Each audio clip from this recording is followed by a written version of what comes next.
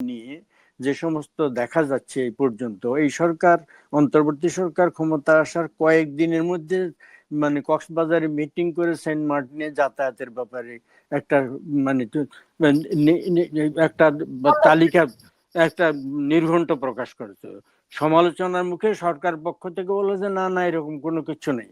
আবার 1-1.5 মাস পরে একেবারে ডিটেলস অ্যানাউন্স করা হয়েছে। ফলে ওখানকার ব্যাপার নিয়ে এখনো একটা ভিতরে কি ঘটনা একটা ঘটছে বলে মনে হয়, ঘটেছে বলে। তাই যদি হয়, নিশ্চয়ই ট্রাম্পও জানেন, এবং সেটা যদি হয়ে থাকে আমেরিকার স্বার্থ, স্ট্র্যাটেজিক স্বার্থ যদি জড়িত থাকে, তিনি নিশ্চয়ই সেটা প্রকাশ করবেন না।